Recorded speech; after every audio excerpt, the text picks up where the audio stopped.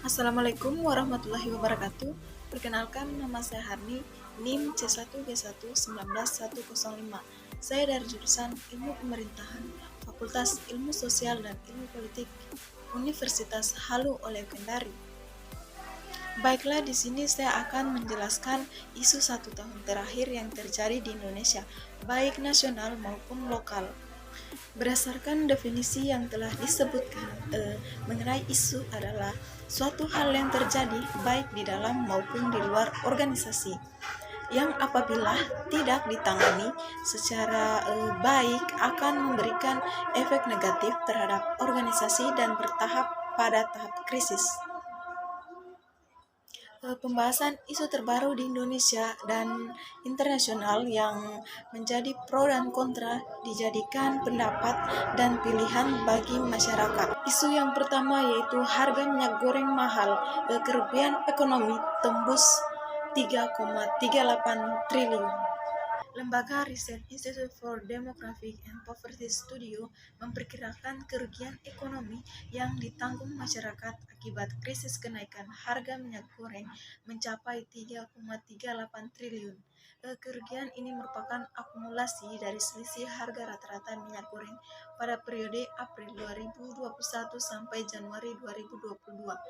Dalam riset kebijakan IDEAS, estimasi kerugian masyarakat diperoleh dengan menjadikan harga rata-rata minyak goreng pada periode Januari sampai Maret 2021 sebagai harga acuan normal. Jika selama periode kelangkaan minyak goreng setelah 19 Januari 2022, setelah penetapan harga Rp14.000 per liter, masyarakat mempertahankan konsumsi minyak goreng dengan membeli pada harga yang lebih tinggi, maka kerugian masyarakat akan makin besar. IAS mencatat bahwa kelas menengah merupakan kelompok yang mendominasi konsumsi minyak goreng nasional dan paling terdampak kenaikan harga.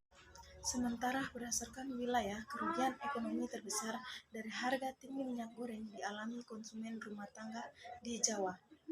Konsumsi 5,1 juta liter per hari menanggung kerugian sebesar 1,99 triliun.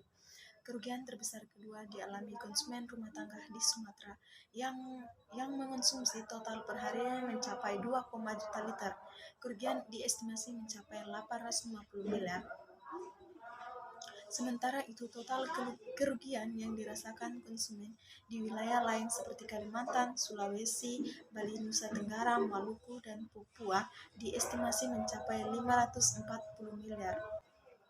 Mengutip dari Sistem Pemantauan Pasar dan Kebutuhan Pokok Kementerian Perdagangan, harga rata-rata minyak goreng curah secara nasional berada di level Rp16.000 per liter, turun 47% dibandingkan dengan harga rata-rata sebulan lalu.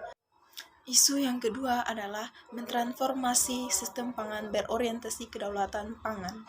Pada tanggal 26 sampai 28 Juli 2021 akan diselenggarakan Pre-Summit Kompetensi KTT di pangan oleh Dunia Food System Summit dan acara pada September 2021 di New York. KTT ini dimaksudkan untuk menjadi wadah dalam menempatkan permasalahan kelaparan dan gizi di berbagai negara, termasuk Indonesia. Berdasarkan laporan SOFI 2021, lebih dari 811 juta jiwa penduduk di dunia menghadapi kelaparan pada tahun 2020 atau meningkat dari tahun 2019.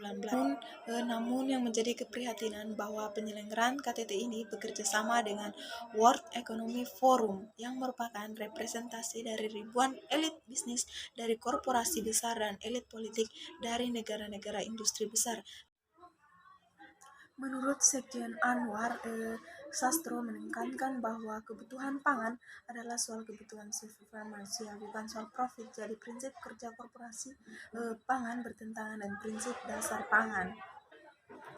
Di sektor nelayan, Budi Laksana Sekjen SNI mengungkapkan permasalahan di sektor kelautan Indonesia adalah mayoritas nelayan kecil yang menguntungkan hidupnya kepada wilayah-wilayah pesisir dan kelautan Yang ketiga, mewujudkan sistem pangan yang berbasis kedaulatan pangan.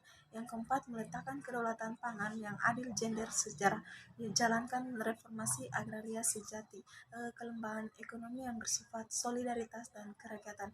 Yang kelima, mendesak pemerintah untuk menghentikan segala perampasan ruang hidup terhadap petani, nelayan, produsen pangan skala kecil. Yang keenam, seluruh unsur masyarakat sipil untuk memperjuangkan gerakan kedaulatan rakyat Indonesia. Itulah isu-isu yang terjadi di Indonesia yang dapat saya sampaikan. Lebih dan kurangnya mohon dimaafkan.